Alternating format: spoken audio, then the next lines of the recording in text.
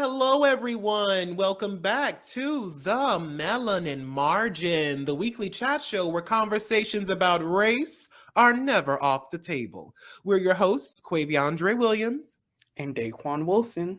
So let's get into this week's conversation. What's hot on the table this week?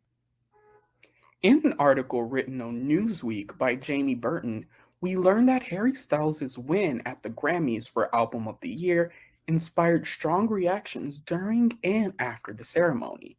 While Styles walked to the stage, people within the Crypto.com arena were heard shouting Beyonce, who made Grammys history earlier that evening by racking up the most wins ever and was favored to win for her album Renaissance.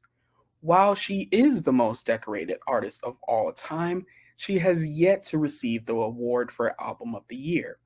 As debate over Styles' win goes on, a single line from his acceptance speech has also been close read and scrutinized by online commentators. He said, quote, "This is so kind. This doesn't happen to people like me very often. This is so nice. Thank you very much." End quote.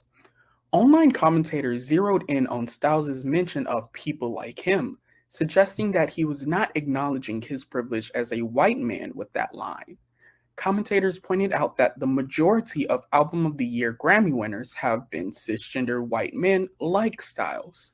People pointed out that Grammy wins do happen to people who are like him in a few privileged categories. Meanwhile, a black woman hasn't won in the category since Lauryn Hill in 1999. With that being said, Andre, what are your thoughts on Harry Styles' statement? I have a lot of thoughts. Let's get into them. Like, how the fuck did he get up on that stage, walk up to that mic, and say that shit with his full chest? Like, sir, the lack of social awareness that you have to even fix your mouth up to say some shit like this is a level of white caucasity that never ceases to surprise me.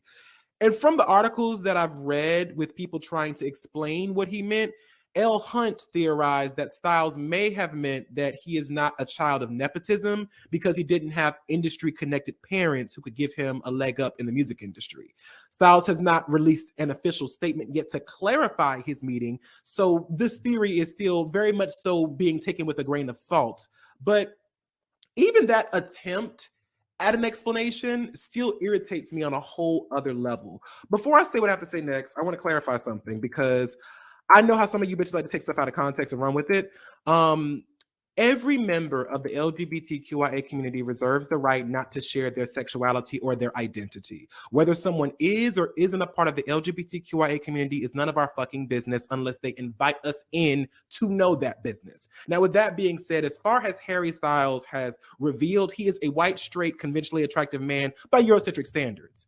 He may not be a child of nepotism in the sense that his parents held doors of success wide open for him, but he sure as shit hit the nepotism jackpot in the societal sense. A successful, straight, conventionally attractive white man isn't breaking any metaphorical glass ceilings. Now, I don't know who the fuck is on the Harry Styles team, but the fact that there has been no statement about all of this from him or his representatives is doing way more harm than good for his image. But since he and his team have yet to issue that statement, here are my thoughts based solely on that comment he made in his acceptance speech. There's this thing that I've noticed among some white creatives where they try to find a way to separate themselves from the privileges that the whiteness grants them.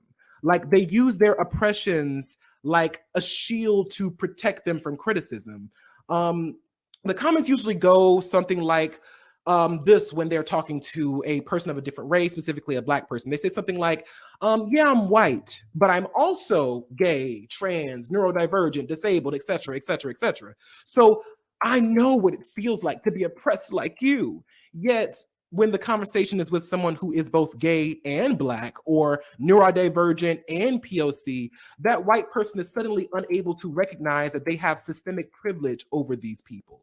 It becomes a oppression tug of war where this white person tries to use whatever marginalization they deal with as a way to supersede all the other privileges that their whiteness grants them. And this is what this Harry Styles comment feels like. It's almost as if he knew that people were going to be rightfully upset that yet again, a Black woman who has been overlooked for a category that only 3 Black women in the ceremony's 65-year history have won. So he wanted to explain why he deserved this win too by saying that this doesn't happen to people like him. He was playing on the defense, saying like, hey, look, I know I'm a white man who has won this award again, but I've struggled too.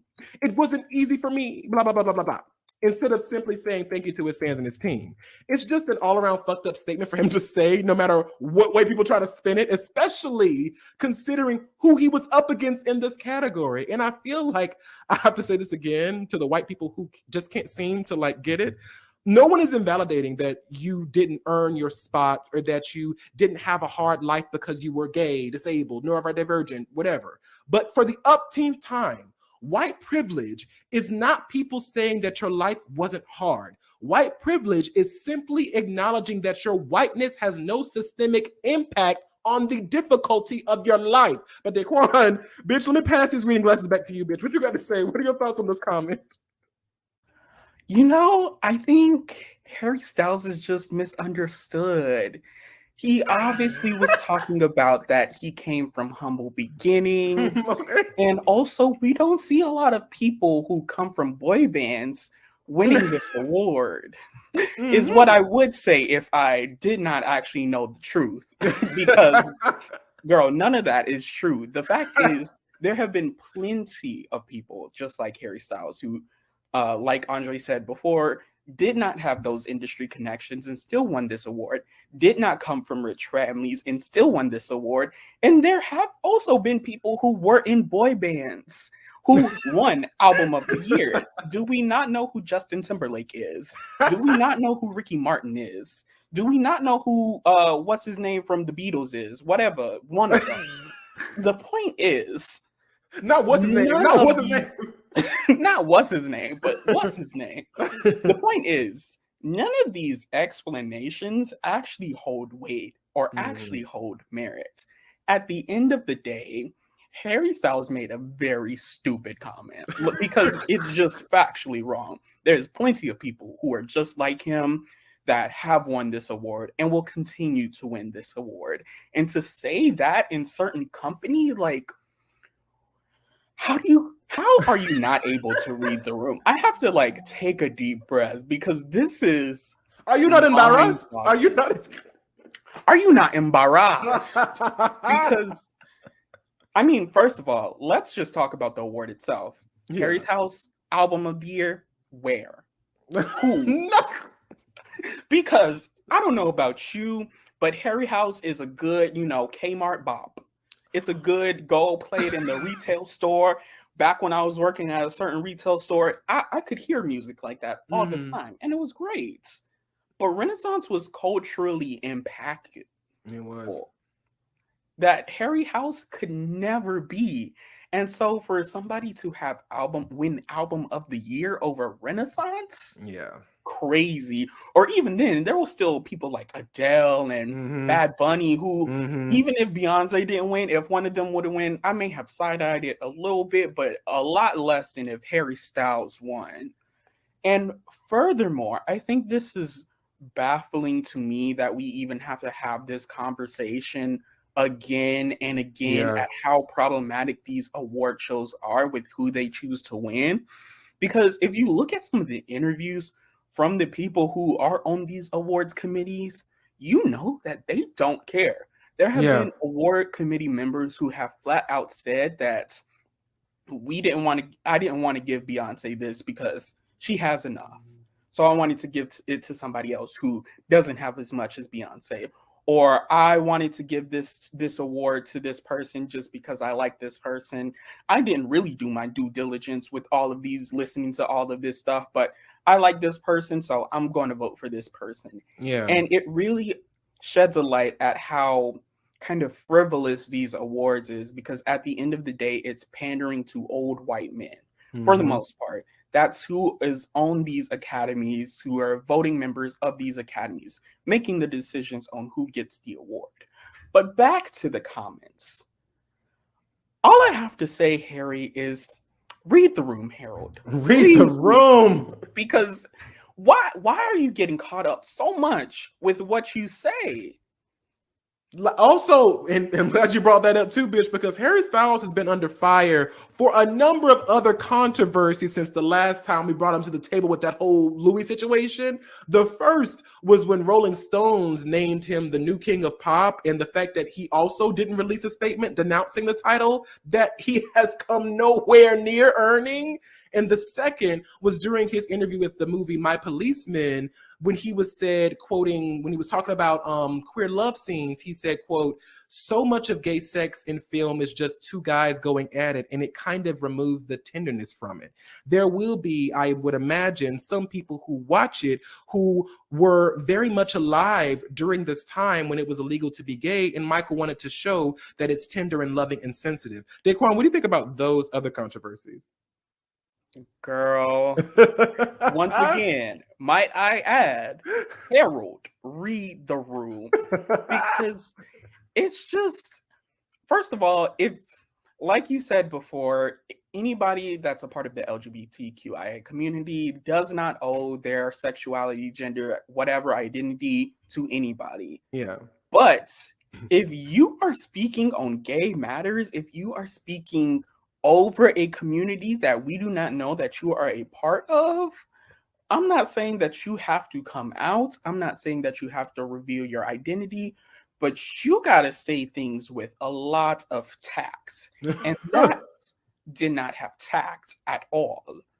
And the other comment of the him not denouncing the king of pop, like, girl, as much as you want, as much as you can say about Michael Jackson, about the things that Michael Jackson has done, Yeah. whatever, his impact is undeniable. His, presence in the music industry, the things that he's done, his influence on the industry is absolutely undeniable. I'm not, putting that man on a pedestal, Mm-mm. but King of Pop Harry Styles, mm, Mm-mm. it's not, it's a no for me. It's a no for me personally.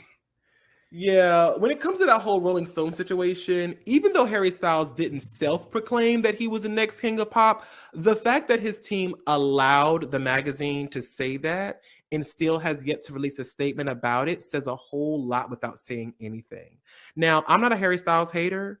He has talent and definitely has influence among a certain demographic of fans, but the king of pop, absolutely the fuck not.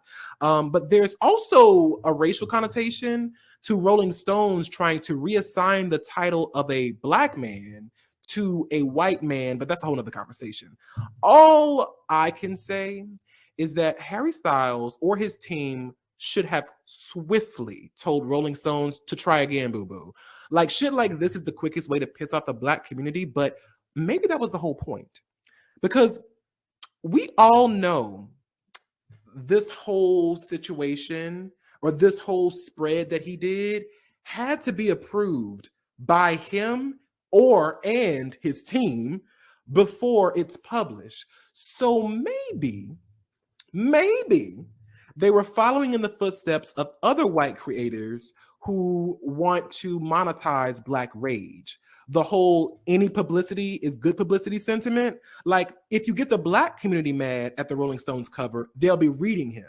And Harry Styles fans will be defending him. And lo and behold, look who's trending on social media: Harry fucking Styles. So do with that what you will. Then there's this whole statement about My Policeman. Uh, that shit right there, like, that shit took the cake for me because, sir, what fucking gay love scenes are you watching? Because there are several movies and TV shows alike that shows sex between two men in a very loving and tender way. See, this may be an example, I think you kind of touched on this too, Daquan, of allyship speaking for the community instead of with the community. As of right now, Harry Styles has not confirmed that he is or isn't a part of the LGBTQI community. And again, I'm not saying that he has to, bitch. We know we're saying that. But I think that the only thing that we know for certain right now is that he's an ally to the LGBTQI community. So, as an ally, he has no license to critique the community in such a way, especially when his critique was unwarranted and false. All he had to say was, I love how tender and loving the scenes are in this movie. End of discussion. Period. That's all you had to say. Like, that would have been a perfectly acceptable answer, but that's not what he said. And then, there's this other frustrating element of this whole situation that goes beyond Harry Styles that I wanted to discuss with you, Daquon. Mainstream society really does have a serious problem with celebrating cultures only when it comes from someone who is not directly a part of that culture. Let's take queer culture, for example. Openly queer people like Lil Nas X, Sam Smith, Saucy Santana, Billy Porter get read for filth for their performances, their gender-bent red carpet attire, and so on. Straight society drags openly queer people through the mud for being proud of who they are, yet people who remain ambiguous in their sexuality or are simply straight, like Harry Styles or Machine Gun Kelly, straight society, more often than not, celebrates them as so fashion forward and so iconic because they're wearing a fucking dress or painting their nails. And it's like, be so fucking for real right now. And before I say this next part, I want to clarify again that I'm not saying that this is what Harry Styles is doing, but I think that there are some celebrities who use the aesthetics of a marginalized culture to their advantage to gain a specific form of popularity while still maintaining the privileges of not being perceived as part of that marginalized culture. For those who do this with queer culture, their team is fully aware that LGBTQIA culture is very open and very respectful of people's privacy because of the dangers surrounding being open about your sexuality and gender as an LGBTQIA person. This basically means that there are some people who know for a fact that they are fully straight but will perform queerness to get that coin. So they'll get the rewards that performative queerness grants them, like the fashion and the LGBTQIA fan base and so on, and none of the drawbacks that come with being queer, because they know that all the people who will try to speculate on whether or not they're part of the LGBTQI community, the community will protect them by defending their privacy. It's a very insidious tactic that some celebrities utilize that compares with, those white celebrities who co-opt and perform blackness when it suits them. But once those benefits run dry, they quickly go back from, I'm Becky from the hood to Rebecca who works in the finance department. But Daquon, I want to know what are your thoughts on performative queerness? I think it's absolutely annoying and disgusting. It's something that's just so prevalent in our society. And like going back to Harry Styles, like Harry Styles and Sam Smith could be wearing the same thing. Sam Smith, they would get dragged through the mud on every aspect of their outfit. They could take a deep breath and still get dragged for taking a deep breath. Be like, oh, they're taking too much of a deep breath. They're out of shape. They need to do something. And it's like, they can't even exist. Mm-hmm. But Harry Styles doing the exact same thing. He is exonerated. He is praised. He's, oh my gosh, fashion forward, breaking barriers, doing this, and that. And it's the same narratives that we've seen in other topics, such as like, the Kardashians and Black culture. Mm-hmm. Kardashians introduced the boxer braids and everybody loved it. It's like the Kardashians can get away with boxer braids, but an actual Black woman using Black hairstyles, unprofessional, unkempt, ugly, can't be seen on the runway, all of those stuffs. And it's annoying because this is why we have to have so many conversations about cultural appropriation, queer baiting, all of these other things. And This is not me saying that Harry Styles is queer baiting or he's culturally appropriating or any of that stuff. But it is a conversation that we have to have way too often, because so often we put these people on a pedestal because they are more conventional. They are closer to what it is to be the norm, and they are the safe bet. And so when people in power get a chance to be progressive, quote unquote, they're going to be going with the safe bet who's, yeah, they may dress a little funny, but at least they're still this cisgendered, conventionally attractive white man. They're not going to go full, okay, we're going to do this non-binary person. We're not going to do this gay black man. They're going to stick to what makes the most people comfortable and leave the actually marginalized people on the margins. Exactly.